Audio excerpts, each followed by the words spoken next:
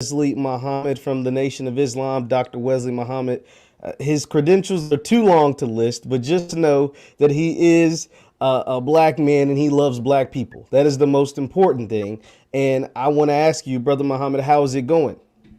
It's going well, man. I think if this pandemic has done any good, it would or should make each of us value daily life much more than Absolutely. we did prior. Those of us who have lost one, two, or many, certainly that's a lesson that is not lost on us. So a lot has blessed me and my family and loved ones with life and with health.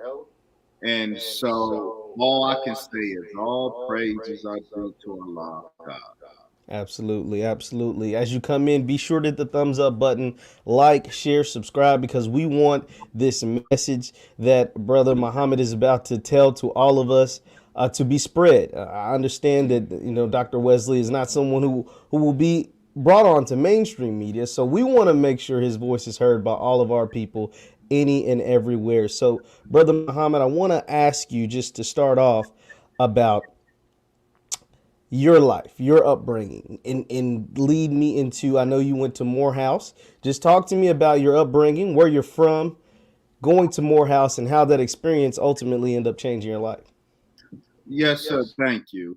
Um, Born in Detroit to the typical, what we call African American family. By typical, I mean both Christian and fatherless, unfortunately.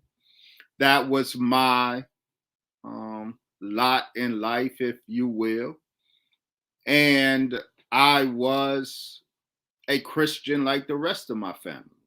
A time came in high school where, while I was not necessarily dissatisfied with being a Christian, I had questions. The Christians that I brought the questions to could not answer them. So they directed me to a scholar of the community. And I spent 2 hours with him, and life was never the same. I was a junior in high school. I went into his classroom on that day, a Christian with questions. I left a bitter atheist because the knowledge at that time was a bit too heavy for my handling. So in throwing out religion, I threw out the baby with the bathwater. I threw out God. I became an atheist. I was bitter because I was lied to. And I was in that state for about 2 years, my junior year and my senior year of high school. Then I went to Morehouse, a at this time not really a bitter atheist. The bitterness has subsided a bit, but I was a profoundly arrogant atheist.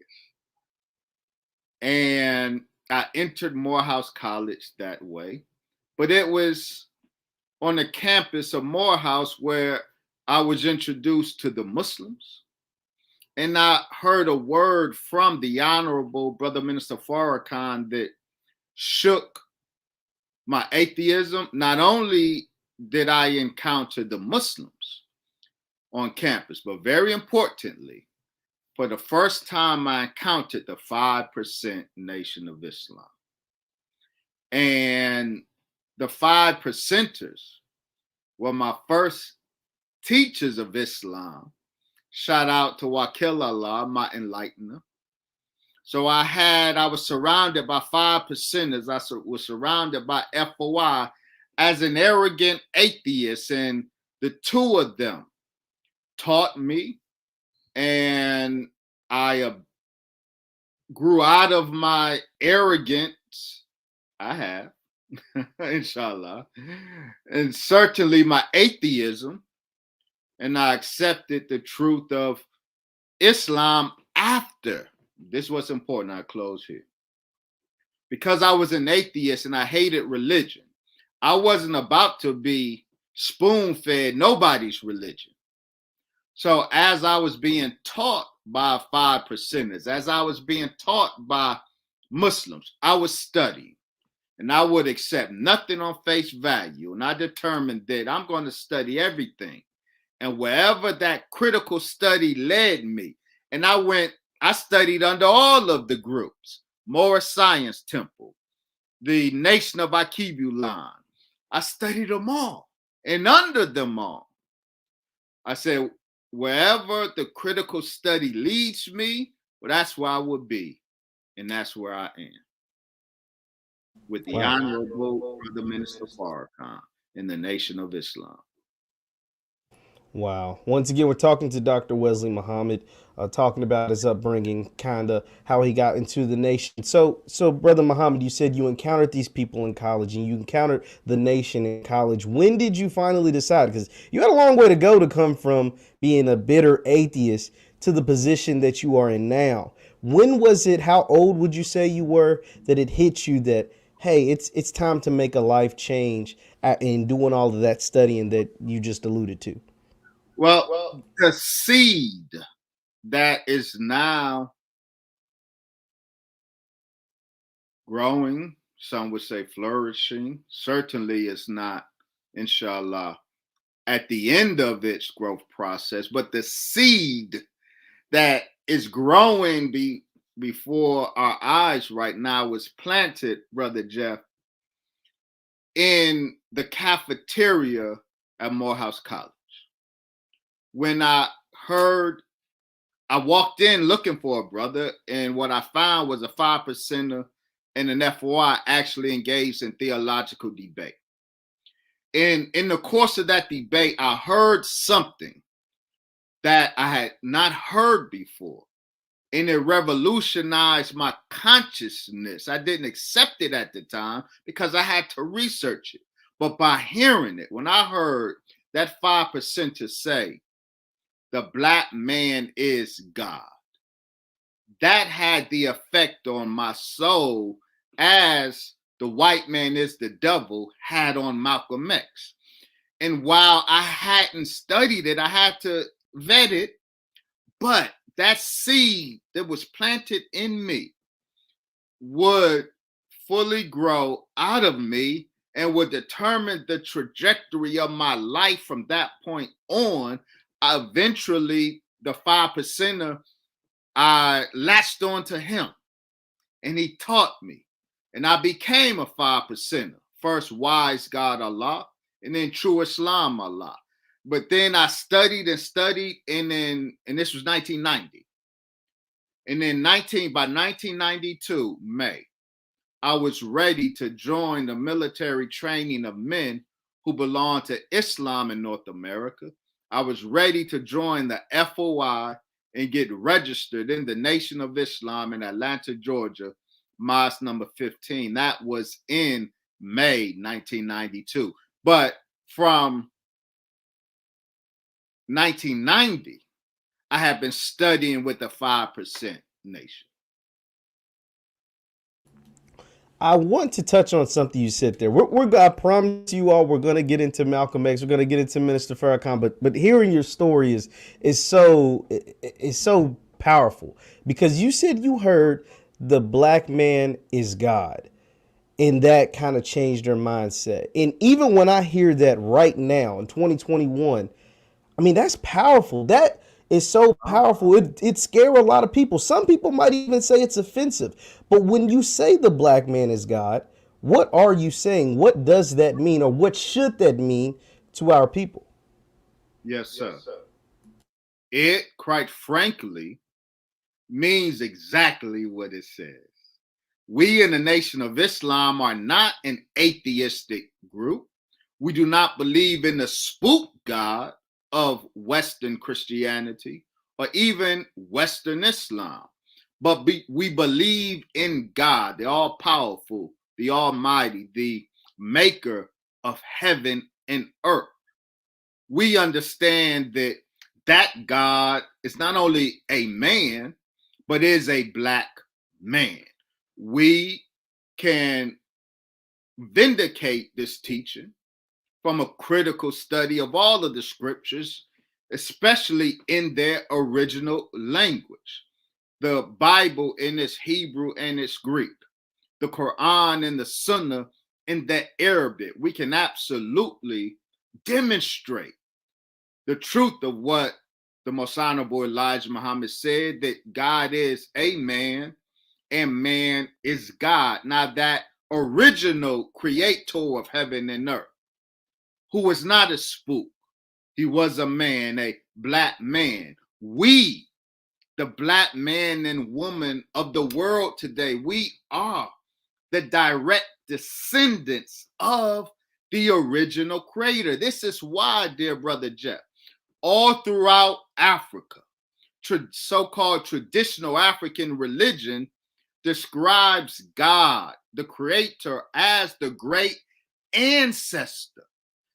African religion is not wrong in that regard. African religion is very right in that designation of the creator God as the great ancestor, our ancestor,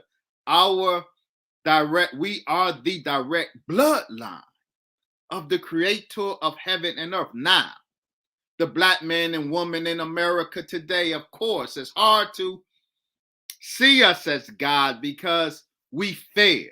And so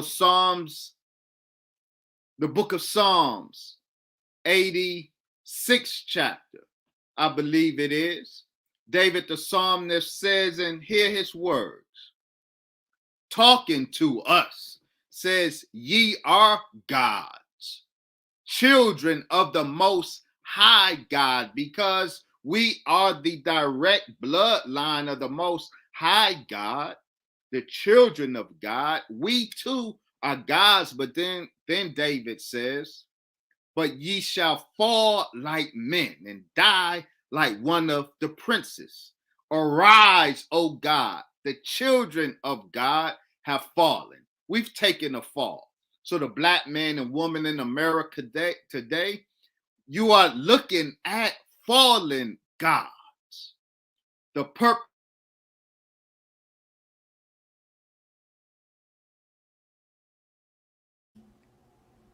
Dr. Wesley, did we lose you?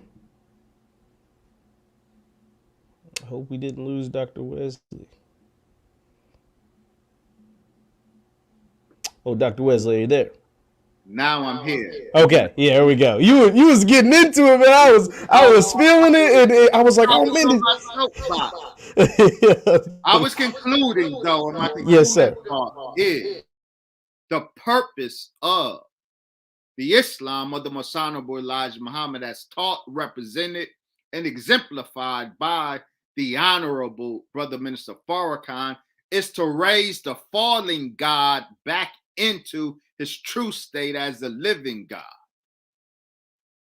Wow, yeah, that was powerful. That man, and the beauty behind what you said and what you've been saying is that I can go back and reference this. You gave a Bible verse that you can go and read yourself. It's not just you speaking or Minister Farrakhan or Elijah Muhammad or whoever speaking. This is documented, and that is beautiful. That is a beautiful thing. But to make a slight transition, you're talking about the nation. You're talking about some of your people. It comes out recently that the New York Times, the state of New York, the government, or whoever up in New York has exonerated 2 members of the Nation of Islam in the killing of Malcolm X. Now, you are one of the people that I know for a fact. Now, I know there's a ton of other people, but you have been saying this for as long. I saw a video back in February, and that is 9 months ago, and I'm sure you've said it many, many other times about who really did it and who wasn't a part of the assassination of Malcolm X. Just my question is, does this vindicate the nation in a way that you want, that publicly now the government is saying, oops, we arrested the wrong guys and we've been putting the blame on this organization for over 50 years? Does that give the nation some kind of vindication, or how do you all in the leadership or even the members feel about the exoneration of 2 men who've been claiming innocence for over 50 years? It certainly is a major step in the process of vindicating the Nation of Islam. the Most Honorable Elijah Muhammad, and the Honorable Brother Minister Farrakhan. It is a big step in exonerating the nation. The exoneration of Muhammad Aziz and Khalil Islam, formerly Norman 3X Butler and Thomas 15X Johnson. The exoneration of those two brothers that is so long overdue. We credit the District Attorney of New York today for undertaking the investigation that led them to their conclusion that these two brothers had nothing to do with the murder of Malcolm X. The Honorable Brother Minister Farrakhan has been stating he was there at that time. He has been stating from that day to this that those two brothers had nothing to do with the murder of Malcolm X. The exoneration of Muhammad Aziz and Khalil Islam are a step in the exoneration of the Nation of Islam. You have to understand that Norman 3X Butler and Thomas 15X Johnson, they were framed for the murder of Malcolm X, but they weren't framed for their own sake. Those particular brothers were framed in order to frame the Nation of Islam. Why did the New York Police Department, who before Thomas Hayes' 1977 affidavits, wherein he partially named his accomplices from Newark, that was 1977. But by March 1965, the New York Police Department already knew Leon 3X Davis, already knew and in fact interviewed Benjamin Thomas, already knew William 25X Bradley because he in fact was in their employ. They knew of the so-called New Jersey torpedoes, who are actually responsible with the actual mechanics, that is intelligent spy language mechanics. They were actually the mechanics who pulled the trigger and failed Minister Malcolm on that day. Why did they just not arrest and charge those Newark Muslims with the crime? Why frame innocent men who weren't at the Audubon Ballroom from New York? The reason is the mechanics who actually pulled the trigger on that day, while they were members of Muhammad Mosque number 25 in Newark, they weren't acting on behalf of Muhammad Mosque number 25 in Newark. They were acting on behalf of the Federal Bureau of Investigation and BOSSI, the intelligence division of the NYPD. This can be documented. So to pin the murder on them would lead right back to the paymasters, the FBI, the New York Police Department, then the CIA, US military, and ultimately to the White House. So they framed well-known Muslims who did not have any connection to America's intelligence apparatus, but had a well-known connection to Muhammad Mosque number 7 in New York. So they framed those brothers in order to frame the Nation of Islam for the murder. In exonerating those brothers, that is a big step in exonerating the Most Honorable Elijah Muhammad, who they falsely claim gave the kill order, and he didn't. And it goes a long way in exonerating the Honorable Brother Minister Farrakhan, who the new version of this false narrative of Malcolm is trying to maliciously pin the murder or suggest that the Honorable Brother Minister Farrakhan was somehow involved in the murder when he was never even considered during the time, and for good reason, because he had nothing to do with the planning or the execution of the murder of Malcolm X. Once again, I'm talking to Dr. Wesley Muhammad of the Nation of Islam. Dr. Wesley, I just want to really thank you for that thorough explanation of what took place. Backtrack a bit, I want to ask you, why is it that, and you can correct me if I'm wrong, well, first of all, has Minister Louis Farrakhan ever come out and said, I apologize for some of the language that I made towards Malcolm X during that time? That's kind of the first part. And second, just, how does he feel knowing that, or no, let me take that back.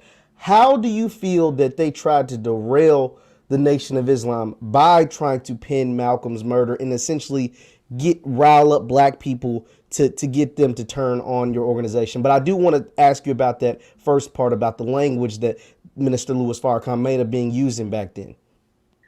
The Honorable Brother Minister Farrakhan, as Minister Louis X of Boston, was a protege of Minister Malcolm. He loved dearly Minister Malcolm X. He looked up, and when you see those videos of Minister Malcolm X giving the enemy hell, invariably right behind him, you see this young brother bearing witness loudly to the truth that Minister Malcolm was speaking, that Minister Louis X, he loved Malcolm, and he loved the teacher of both he and Malcolm, the Most Honorable Elijah Muhammad. So when there was a parting of the ways between these two men that Minister Louis X at the time loved so dearly, it hurt him. It hurt Minister Farrakhan when Malcolm ratcheted things up in the press and used the press to scandalize his teacher, the Most Honorable Elijah Muhammad, as he did.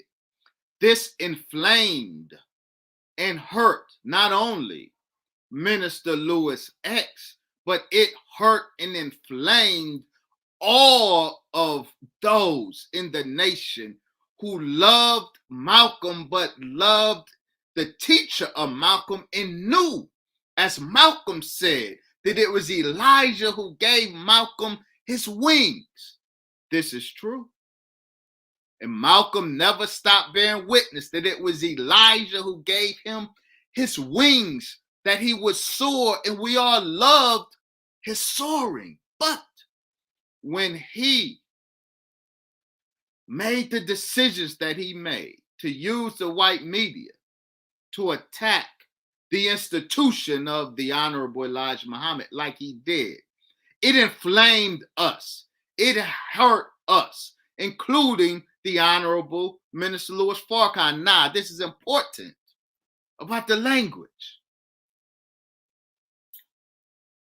And this is what is missed on almost all of the discourse on Malcolm. The language. There's all of this focus on the language and want the Muslims to apologize for the language that we use. Why did we use the language? It is because Malcolm, on his announcement, March 8th, 1964, he called, in his announcing his separation from the Nation of Islam, he called for his followers to organize rifle clubs. Malcolm and his men immediately began arming themselves. We in the Nation of Islam do not carry arms. We do not carry so much as a pen knife. It is against our religious law to have weapons in our home. So when Malcolm, on his separation, immediately started building an arsenal, this is true. And what folks don't know, before Muslims started attacking with words, there were physical altercations with Malcolm's men who came to Mosque number 7 with weapons drawn, and we don't have weapons. So Malcolm's men were flashing their guns at us, knowing we didn't have guns, was aggressing the Muslims, this is true, with weapons. This is what was going on behind the scenes while we weren't attacking Malcolm in the press. The Honorable Elijah Muhammad, there were physical altercations where Malcolm's men ran up on us with their weapons, and we took their weapons from them and beat them up. Facts. Now, there's physical altercations occurring now between Malcolm's men and FOI. Malcolm's armed men and unarmed FOI. The Honorable Elijah Muhammad sends down the instruction: leave Malcolm alone.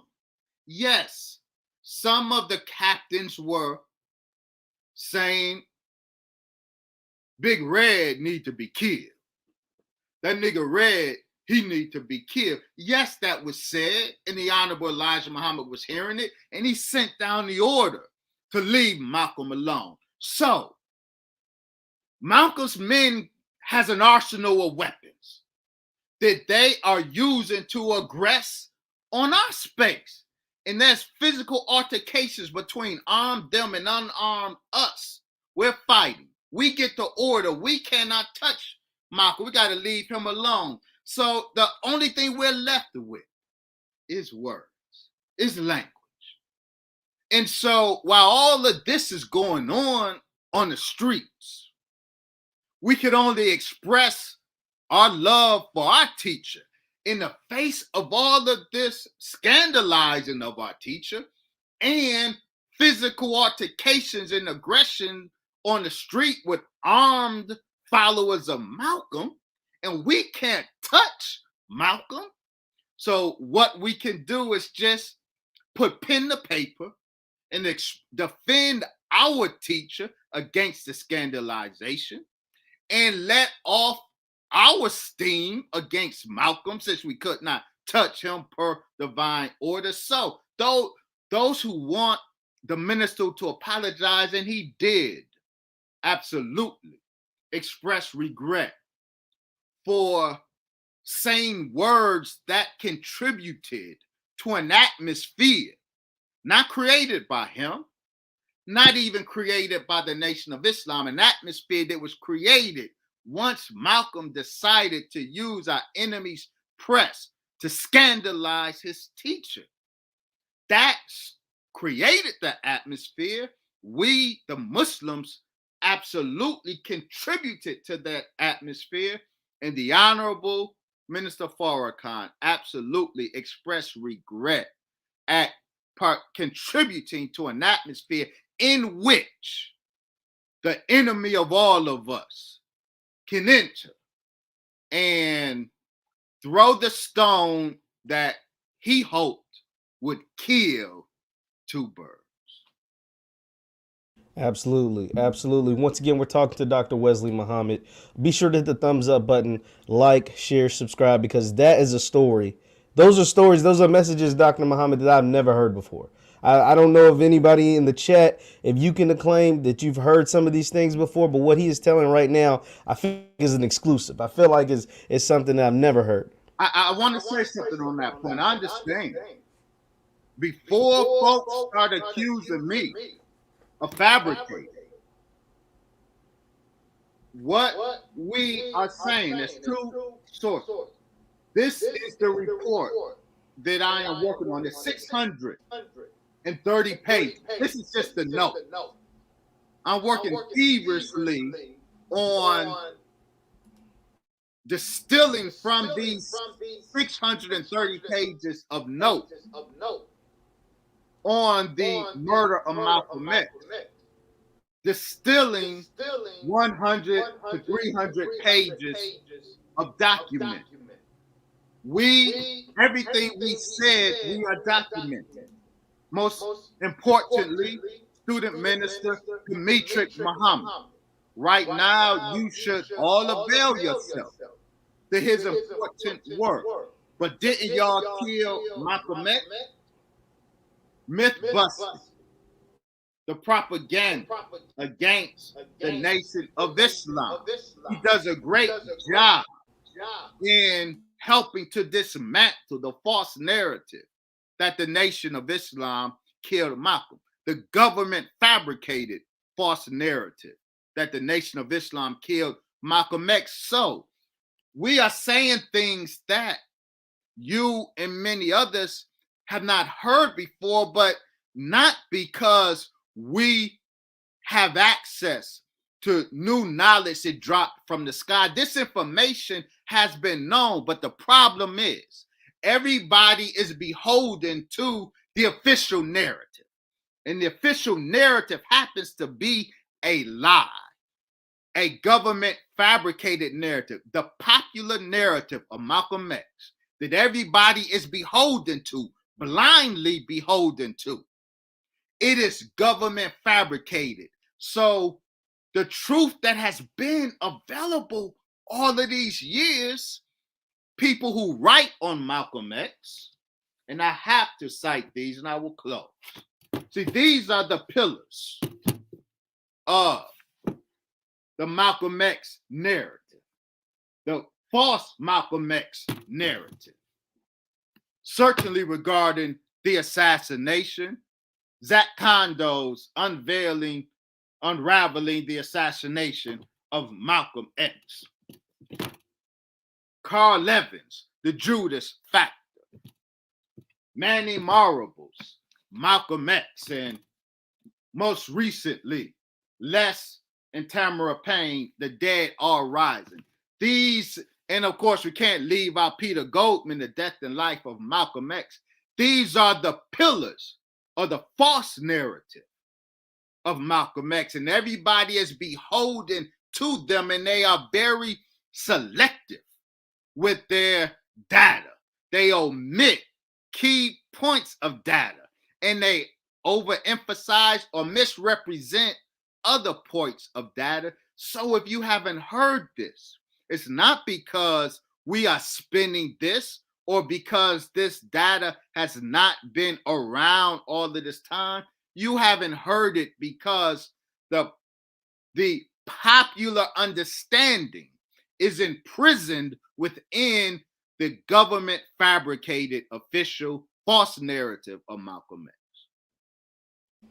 Wow. Wow. Once again, I'm talking to Dr. Wesley Muhammad. Be sure to hit the thumbs up button, like, share, subscribe to your friends, because this message needs to continue to get out. This message needs to continue to be spread. Now, Dr. Wesley, after the killing, we're going to move on, I promise. But you're so interesting. You have so much knowledge that I have to continue to ask about that.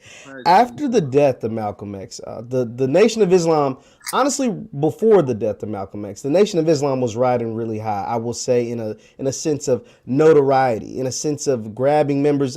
I'm from Louisville, Kentucky, and so obviously one of the most famous athletes in the history of the world is Muhammad Ali, and they didn't want a Nation of Islam member to be world champion. I've done and researched a ton of stuff about Ali and what took place when he was converting over from Cassius Clay to Muhammad Ali. I'm saying that to say, after the death of Malcolm X and pinning the murder a year later on members of the nation could have dissolved. I mean, there's a ton of organizations that were around. I'm wearing a Black Panther shirt right now that were around and very, very prevalent in the 60s that isn't around anymore. But somehow the nation was able to move past that. Every organization's had its bumps and bruises, But to continue, you can correct me if I'm wrong, but to be as strong as ever in 2021, just how was it that your organization was able to, withstand the death of Malcolm, withstand the death of Elijah Muhammad, and somehow, some way, members like yourself, Nuri Muhammad, Ben X, 19 Keys, etc., continue to uplift the organization to maybe its strongest point ever in history? Thank you for that question. And thank you for that acknowledgement. It's very important because part of the false narrative is that the Nation of Islam came with Malcolm and it died with Malcolm. That Malcolm brought all of the numbers, and upon his death, the Nation of Islam swiveled until 1975, experiencing the breathing of its final breath. Nothing could be further from the truth. Malcolm X never had numbers, not from the Nation of Islam in terms of when he left.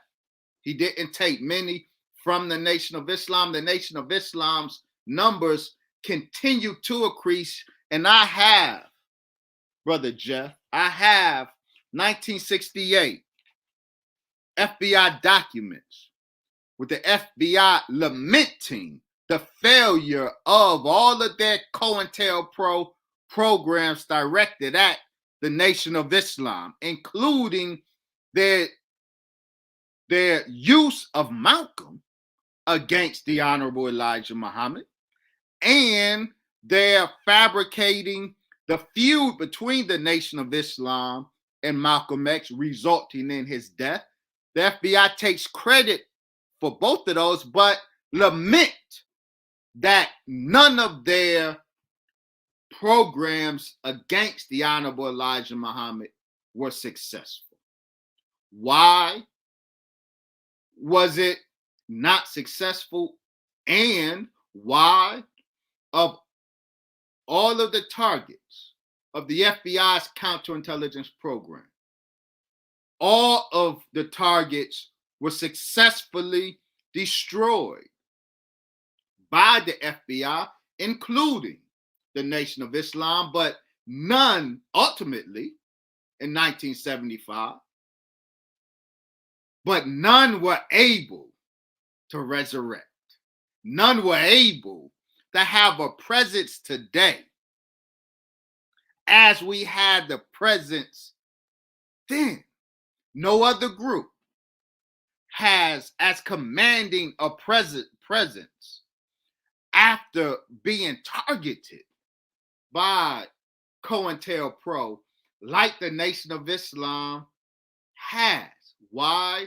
It is because, dear brother Jeff, the Nation of Islam was never a political organization,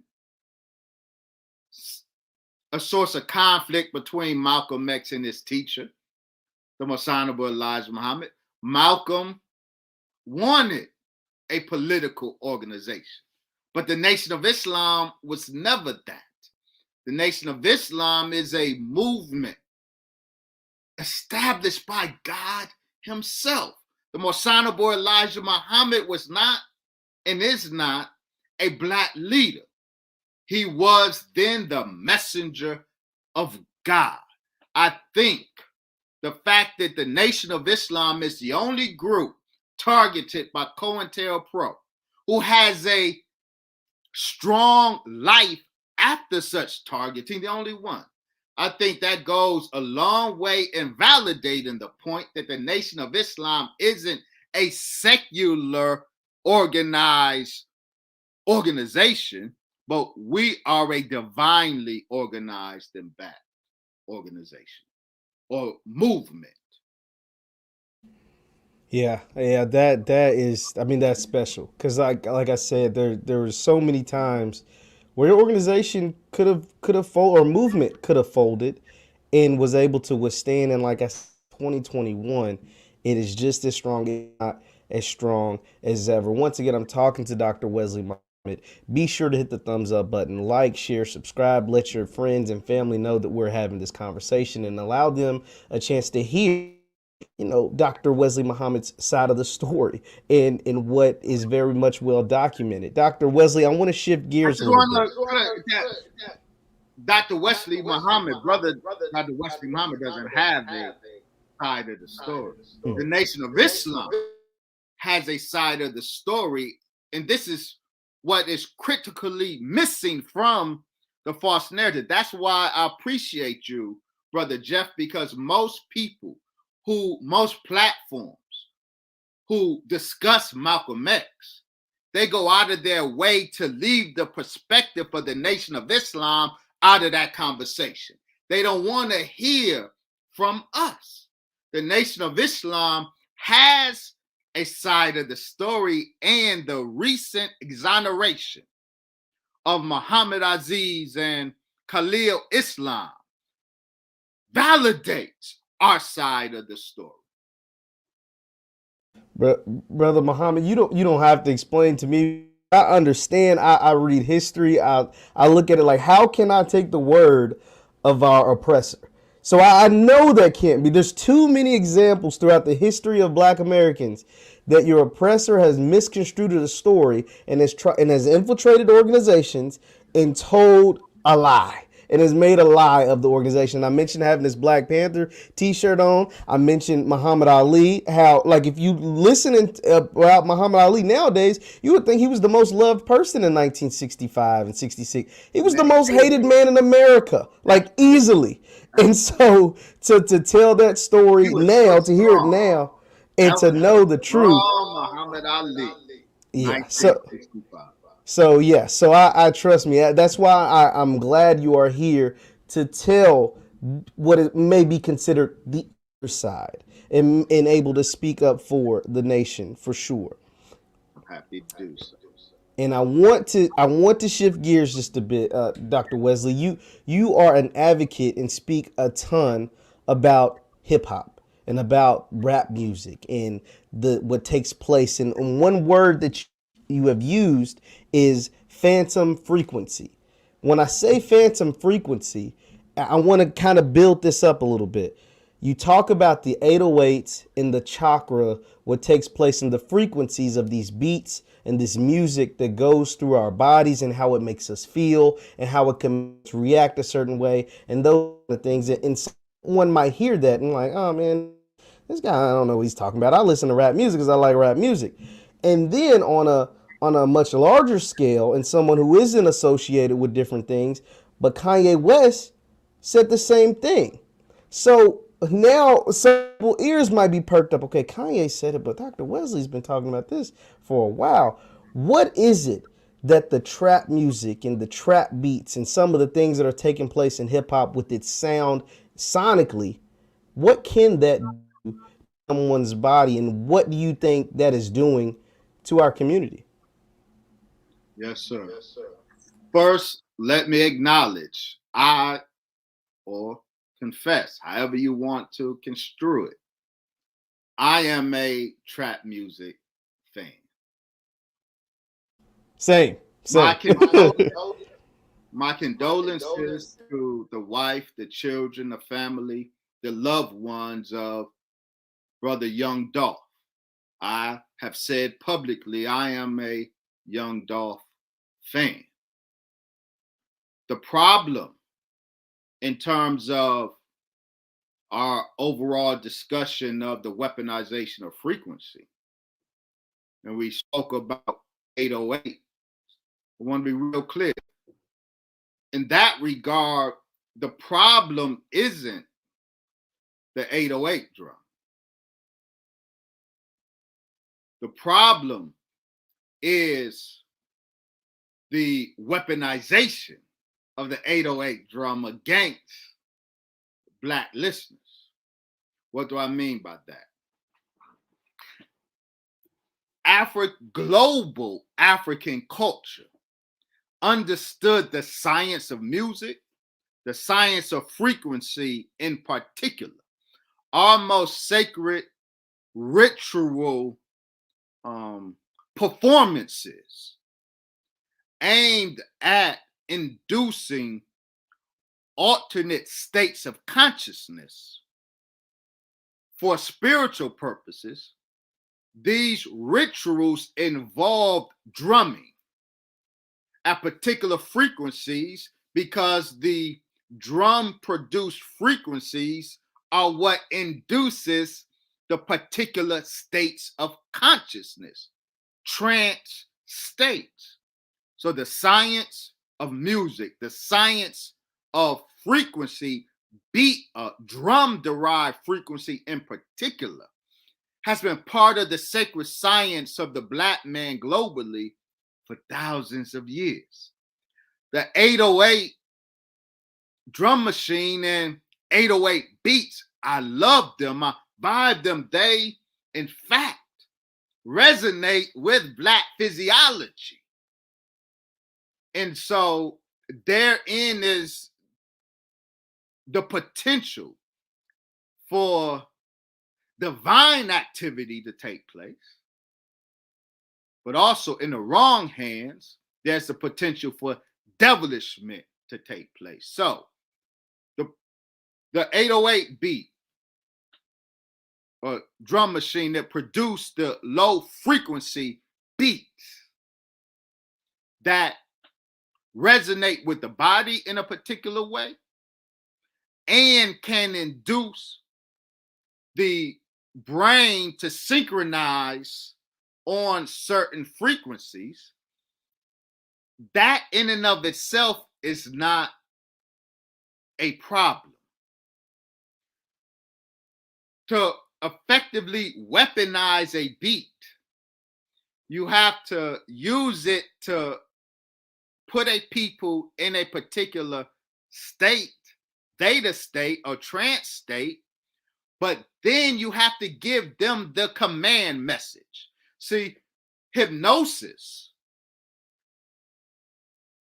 the ultimate act of hypnosis is not to sink the patient into the hypnotic state, but it is to direct their action by implanting a command message that once they come out of that state, they will carry out, unbeknownst to them, that they're carrying out somebody else's instruction. So there's the beat that produces the state, the trance, the hypnosis in 808 beats.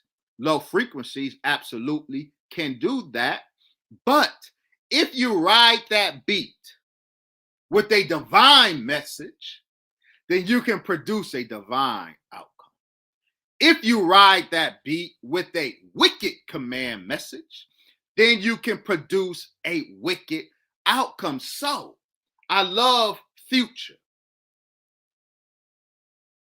Like rhythm of 808s. My trap confession. Future makes some of the most awesome use in the modern era of 808s. In one of his most 808 drenched songs, I Hate the Real Me, the hook says, I want to get as high as I can. I want to get as high as I can. I want to get as high as I can. See, that's the command message riding the 808 beat. In this case, the 808 ain't the problem. The command message is the problem. Now, you take that command message out and ride that 808 beat with another message. I want to be as divine as I can because the Black man is God. I want to be as divine as I can. I want to be as divine as I can. I want to be as divine as I can instead of I want to get as high as I can. Then it will produce a different outcome. So the 808 itself isn't the problem, but the 808 manipulated and paired with the wrong command message. That's the problem. And unfortunately, that defines trap music today. And so the message, the command message must be changed. We don't need to abandon the 808. I love the 808. It resonates with my physiology. as it does with most Black people. What needs to be done is the command message right in those beats need to be changed. Yeah, I love that because I'd be a hypocrite if I said I didn't listen to it neither. I know for a fact that I listen to trap music, rap music, these things, but I can definitely see where that beat resonates and has like the frequency and the command message is definitely repeated over and over and over again. Sticking with hip hop in music, you are known for spreading the message that weed feminizes the Black man. Explain that to me. What does that mean? Where do you see that? What makes you say that statement? First, let me thank you. I love how you said it because you said it accurately. I was waiting to hear if you would repeat the popular narrative, which is totally false, but has dogged me from the day, actually the evening, when I first gave that lecture at Mas Mariam and spoke on how weed feminizes the Black man. That night, all the blogs said, Nation of Islam minister Wesley Muhammad says weed makes a Black man gay. I never said that. I said weed feminizes the Black man.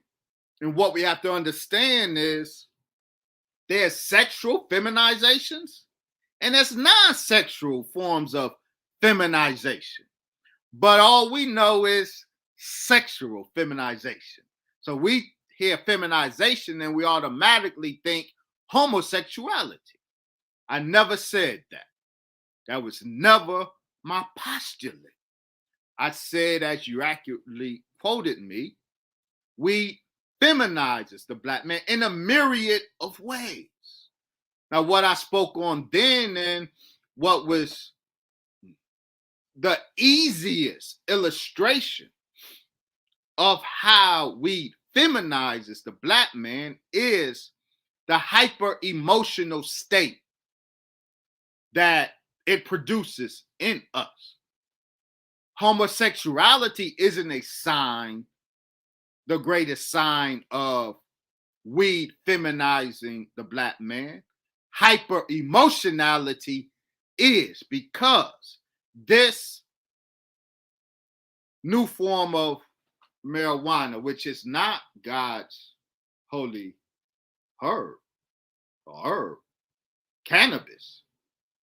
Ain't nobody smoking God's cannabis today, to be real clear. Ain't nobody smoking. I don't care if you grow it, you plant seeds in your own backyard. The seed that you put in your backyard was a seed generated in a laboratory, ultimately. The marijuana, with this excessive level of THC and this diminished level of CBD, this is a grafted product. And the first such grafting occurred in the laboratories of the U.S. Army Chemical Corps under a program called Conquer by Cannabis.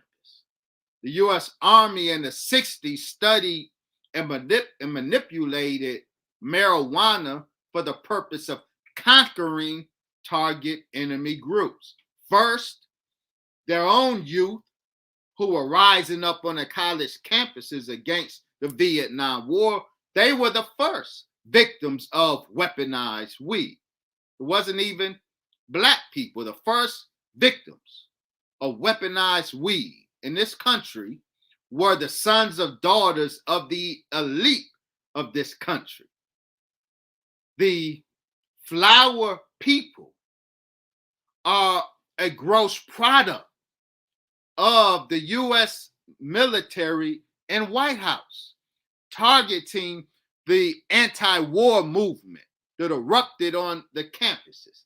And they dropped this weaponized weed on them and just made them crazy. One result of that are the flower people, the peace niggas. So what the excessive levels of THC does, that is the signature of all of the weed smoked today, that excessive THC, it does a couple of things. It diminishes testosterone in men. And that's very important. Testosterone is, as we have documented, let me get this. As we documented in 800 pages and 2,000 footnotes, Understanding the Assault, Volume 2, The Pot Plot, Marijuana, Hip Hop, and the Scientific Assault on Black America, that excessive synthetic THC, because it's not natural, when we ingest it, inhale it, or ingest it in brownies, that excessive THC diminishes testosterone in men, and testosterone is the power hormone in men. It also reconfigures the cerebral blood profile of the male smoker. And so emotionality, men and women have different emotional profiles because we have a different cerebral blood flow profile. The levels of blood flow in the brain in particular areas differ between men and women. And this difference accounts for the different emotional profiles between men and women. Weed smoking, chronic weed smoking, this new weed with the excessive THC, it rearranges the cerebral blood flow of the male smoker. And so the cerebral blood flow of the male smoker mirrors that of a female. And this is why the emotional profile of a chronic user of this weed mirrors the emotional profile of women. That's what I was talking about, the hyper emotionality of men, not homosexuality. I didn't go there. I didn't say that. And so let me say this on that point. No, I would have never then or now contemplated smoking weed turning a grown man gay. I would have never contemplated that then, and I could never contemplate that now. It is the case, however, that a fetus in the womb of a woman absolutely can be set on a course of homosexuality and even transgenderism if that mother ingests this synthetic THC while she's carrying that child. That absolutely is a fact. But I do not suspect any grown man smoking a blunt will automatically have all of a sudden desires for another man. That is not my narrative. I'm glad you were able to make that very clear, make that very distinct for anyone who tried to misconstrue your words. See, this is what this is for, Dr. Muhammad. This is for you to come in and clear your name, even though you don't have to clear your name. You certified out here. Let's just make it real. But still, to tell it like it is, like, yo, y'all twisting up my words. This is what I said then. This is what I'm saying now. And I promise you, at least on this platform, I can't speak for anybody else, but on this platform, we don't twist words. We go right to the horse's mouth, and we want to hear you. I promise you, I was listening with how you expressed it, and you said it right, and it took thought, because the popular narrative, we make you gay. And so it falls off the tongue easily. I get it. I would not have been mad at you. I would have corrected you, but I would not have been mad at you because I understand how easy it is. But you kept your brother's words right, and I appreciate you for that. Thank you. I appreciate you, Dr. Muhammad. I don't want to keep you all night, but there are a few more things that I want to ask you about. I want to talk about, we'll switch gears a little bit more here. I want to talk to you about the Honorable Minister Louis Farrakhan. Minister Louis Farrakhan is someone that I see as, one of the great heroes of the black community in the history of black men, at least here in America. But that is not the mainstream narrative of Louis Farrakhan. If you say Louis Farrakhan on any major platform, hell, even on YouTube, you might get banned. They've banned him from social media platforms. Anytime anyone says that they are associated with or admire Minister Louis Farrakhan, they get admonished in the public, they get talked about and thrown down to the wolves and their name dragged through the mud.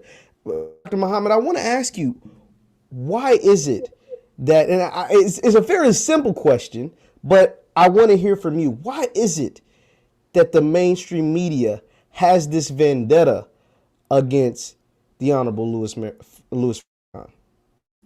Yes, sir. Thank you for that very important question. What most people don't know is that the aim of this world is to kill the messenger of God. People study secret societies and covert operations, and all of this is good, but most don't get to the deepest level of the rabbit hole. The deepest level of the rabbit hole with these secret societies and deep states and covert operations, the deepest level is this. This world's aim is to kill the messenger of God. The killing of the messenger of God, because, of course, the messenger of God is the herald of God, who is determined to end this current world, to sit down this regime of world rulers globally. So when the world rulers recognize the messenger of God in their midst, their aim is to kill him. And part of the process of killing him is to make his death acceptable to the people. How do you make the death of the messenger of God acceptable to the people? You bring false charges against him. The writers write falsely and negatively against him. Remember, Pontius Pilate saw Jesus as an enemy and attached in a mocking fashion on his cross, King of the Jews. Pontius Pilate didn't want Jesus to upset his world government.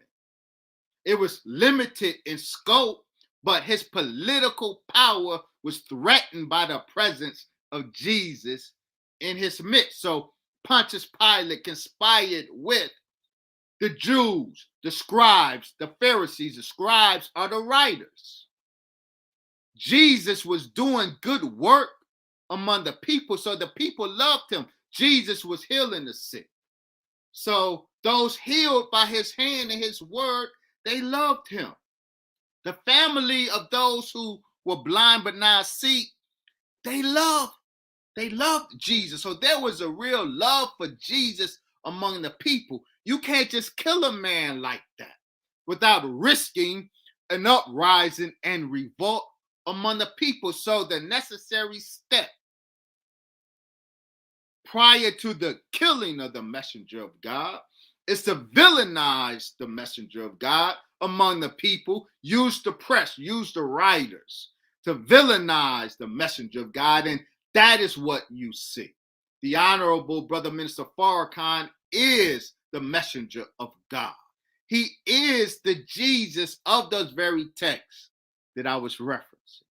The Jesus who healed the blind. That's not necessarily physical, it's spiritual and metaphysical. And the people love Farrakhan. And so, in order to do what this world has in their heart to do to this messenger of God, they have to villainize him, use their media to villainize this man, but their efforts fail utterly, even though all of the media are in chorus in repeating the false talking points against the Honorable Minister Louis Farrakhan. He's an anti-Semite. He's anti-LGBTQ. He killed Malcolm. All of these are lies. They're talking points. They're false talking points. All of the media uses them, but the people love Farrakhan as much today as before they encountered these lies. That is a sign that God's hand is on this man, Farrakhan. So nothing, Satan, his enemy, you're my enemy, nothing that he does has been effective. They banned him from social media. Farrakhan's influence with the people has not diminished a bit.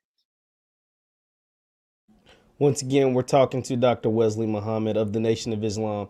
Be sure to hit the thumbs up button, like, share, subscribe. Now, Dr. Wesley, what you said is very much true.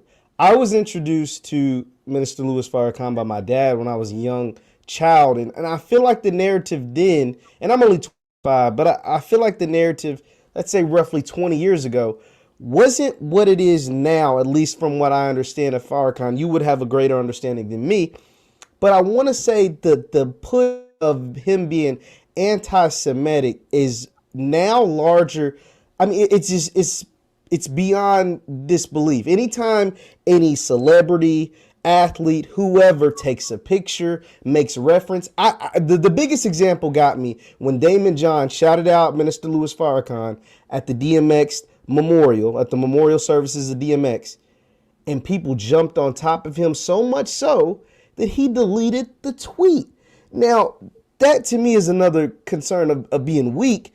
But the biggest thing that people were criticizing him of, or Minister Louis Farrakhan, is that he's an anti-Semitic. Where does this narrative come from that Farrakhan hates Jewish people?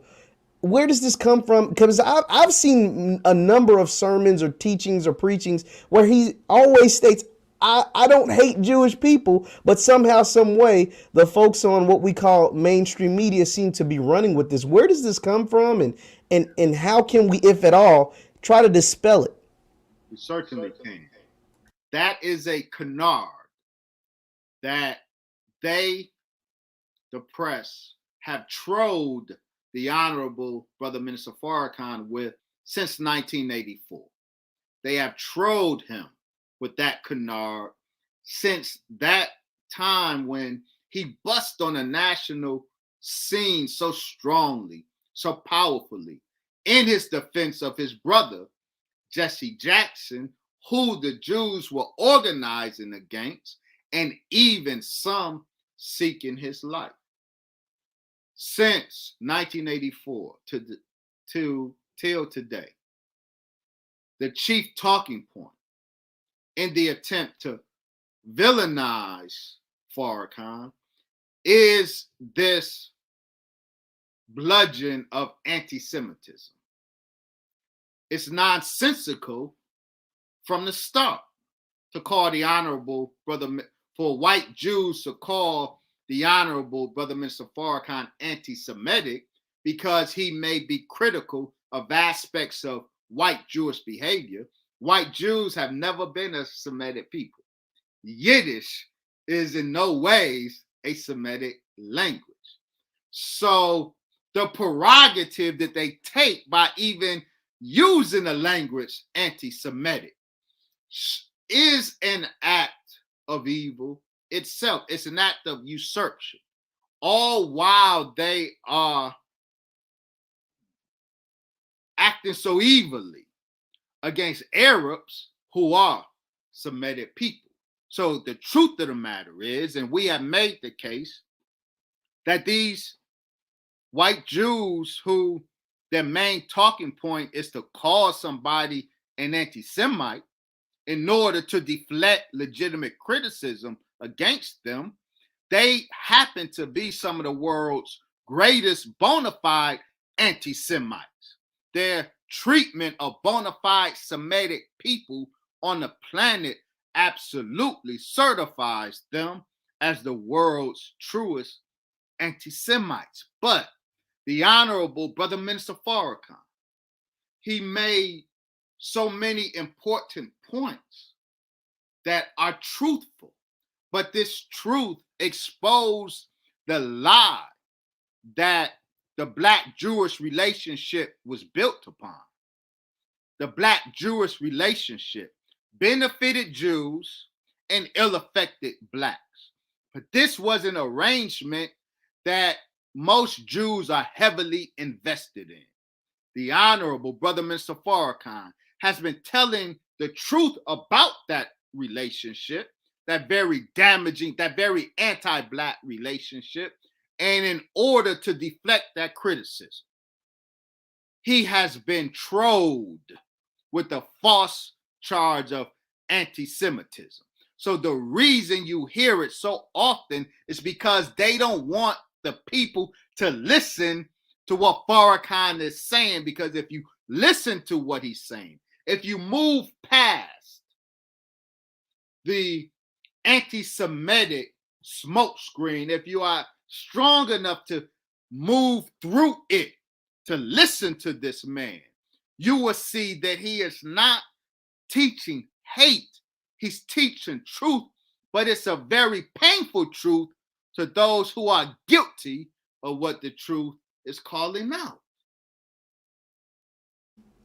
Wow, that is an amazing way to put that, because like you said, if anyone, anytime I hear that Farrakhan is an anti-Semite or hates Jewish people, whatever, it's people reading quote unquote these lectures or these things or whatever that he gave. But I've watched a ton of Farrakhan videos. You are in direct connection with the minister, and I've never once in all of these videos heard him say that he hates Jews. Ever heard it? Minister Louis Farrakhan is absolutely not a hateful man. He is a man of love, not the cheap love that most of us know or engage in or seek to engage in.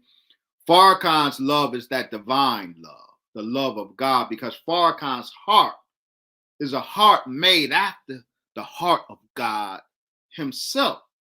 Farrakhan is not anti-LGBTQ. That's the new canard, because, of course, the gay mafia is rivaling the Jewish mafia in terms of power of perception of the people. you about to get us banned off the internet with that one. That's real. So now the new canard is, because we've been beaten down so effectively, the canard that he is an anti-Semite. So now the new canard is he's anti-LGBTQ. He is not. He does not allow us to be. We write. Allah has blessed me to write and document the scientific origins. By scientific, I mean wicked science.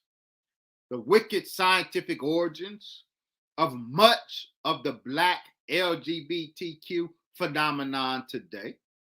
But in documenting that, the Honorable Brother Minister Farrakhan, my teacher, my life coach, he admonishes me, he teaches me and us, we cannot even give the impression that we are hateful of our people who happen to be LGBTQ.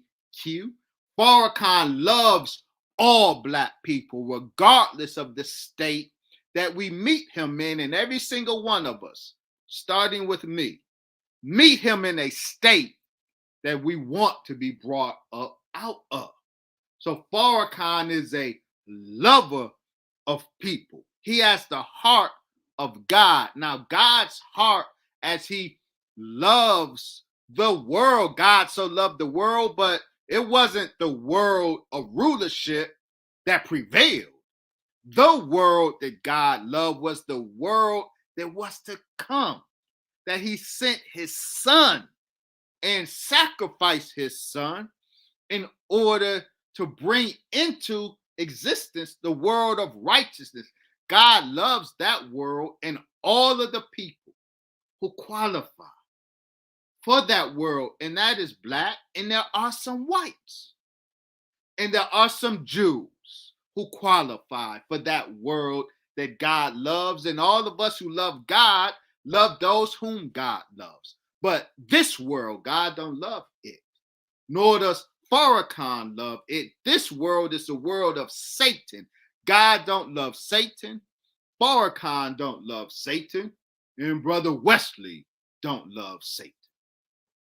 And Brother Jeff don't love Satan either. I'm gonna throw that out there too. I would say that too. I mean, don't leave me out. Yes, sir. Yes. No, no, Brother Wesley. I want to ask you this: when you don't have to call out anyone, you can let me do it. But when you hear of instances, like I said, where a celebrity, an athlete, a person of prominence, a person who has a large following or whatever, post a picture, post a Farrakhan quote, post a clip or whatever, and then they get all this backlash, and then they delete it, or then they say, "Oh, I don't promote hate of any group of people or all these things," and they kind of publicly bash him after just praising him, but they're only doing it because of what came with it.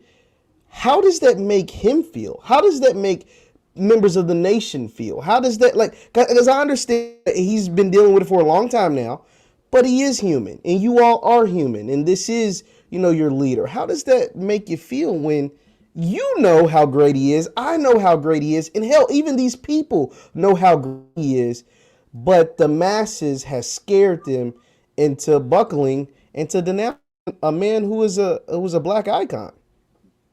I promise you, it hurts us who follow him way more than it affects him. The Honorable Elijah Muhammad said of his chief minister, the Honorable Mr. Louis Farrakhan. The Honorable Elijah Muhammad said that this world can't bother his minister, the Honorable Brother Minister Farrakhan. Farrakhan is unbothered by the wiles of Satan.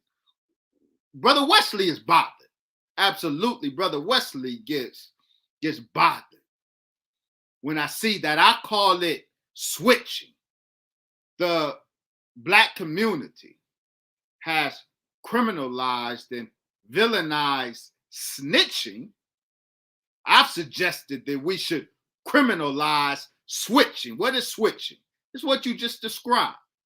Black people who know the good works of Farrakhan and acknowledge the good works of Farrakhan, but then when Satan approaches them, they switch up. Now, switching bothers me. It doesn't bother the Honorable Brother Minister Farrakhan. He understands. And I am trying to grow, rise above my emotions into the thinking of God and take his color. But switching absolutely bothers me, but I understand it. What Satan, what these people, what their intent is when a black or white person acknowledges the goodness of the Honorable Brother Minister Farrakhan, when they are pounced upon, the aim is to send a message that there is a heavy price to pay to support Farrakhan. The aim is to isolate Farrakhan. They want to isolate him so that when they make their move, he will not, they hope, have no support from the people. And so their method of isolating him is to make it costly to publicly support him. So all of those black or white who would dare to acknowledge the obvious, that this is a good man.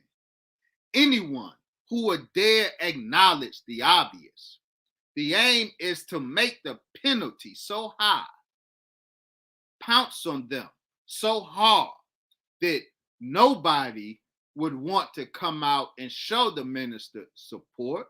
But the masses of the people see that and see right through it.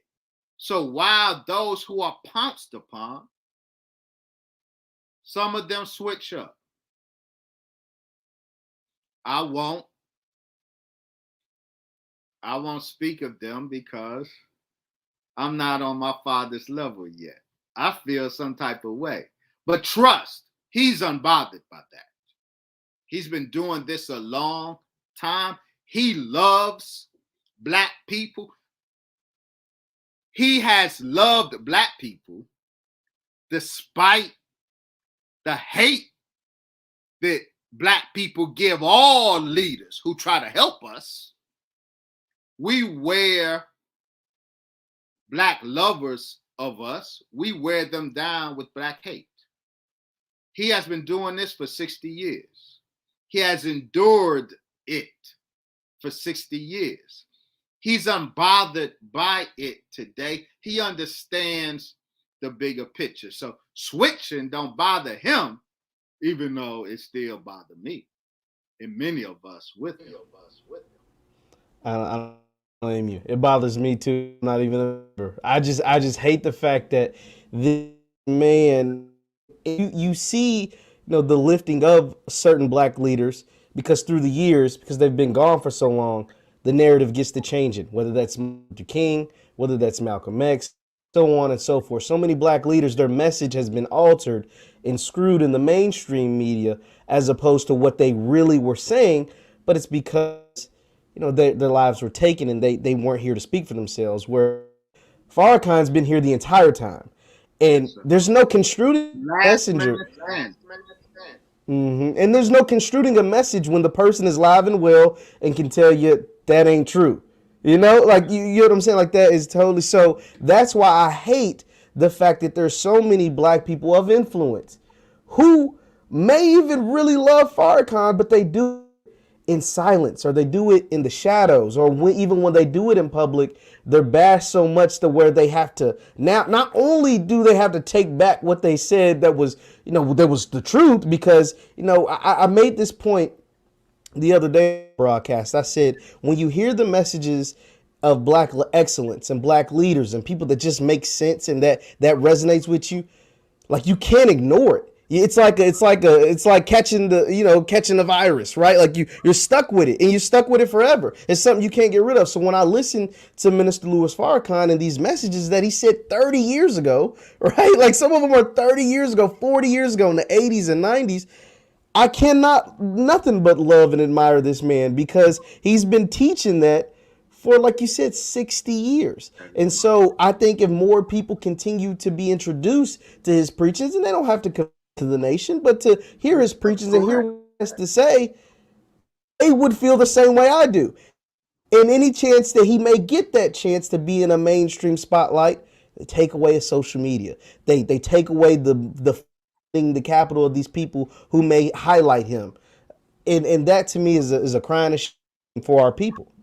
What you just described is precisely why they do their best to cover him with such an ugly blanket, because they know his love longevity overpowered Black hesitancy regarding him. Any Black person who is able to encounter him, they talk about Black hesitancy with this vaccine.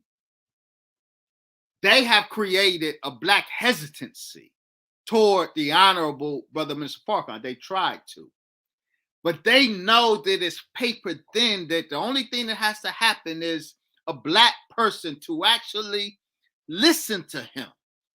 For a Black person to actually have access to him, and that hesitancy towards him will disappear. So they want to keep Black people away from him. In order for their lie to be effective, they have to keep Black people from him, keep us from listening to him, keep us from being impacted by his love. And because once we actually hear him, see him, experience Farrakhan, the hesitancy is gone, the lie evaporates. You are absolutely right. You are absolutely right, and that is why, as long as I have breath in my body, I will never say a bad word about the minister because he is someone that impacts me as well. Dr. Wesley, I've kept you for a very long time, but I've enjoyed every second of this conversation. I want to, just personally thank you once again for coming on to our platform, for speaking with me, for dispelling a lot of rumors, for clearing your name, to tell the truth, to tell the Nation of Islam side and things. And I just want to say thank you. And if you have any words, please go ahead and share. Tremendously honored, Brother Jeff, to you, to my brother, Dr. Boyce Watkins. I'm a great admirer, respecter of, and I love him. I'm honored to be given a privilege of sharing some words with you, sharing space and time with you and your great audience on your platform. Thank you for considering the Nation of Islam in this conversation about Malcolm X. The courage and integrity that you showed tonight, Brother Jeff, has endeared you to me for a long time. So I appreciate you, and I pray that Allah blesses you with continued success. Thank you so much, Dr. Wesley. You can find Dr. Wesley right here at drwesley.online. That's www.drwesleyonline. He has products, sermons, books, all kinds of things that you can find right there on his website. Thank you all for tuning in tonight. Be sure to hit the thumbs up button on your way out. I appreciate it once again, Dr. Wesley, and we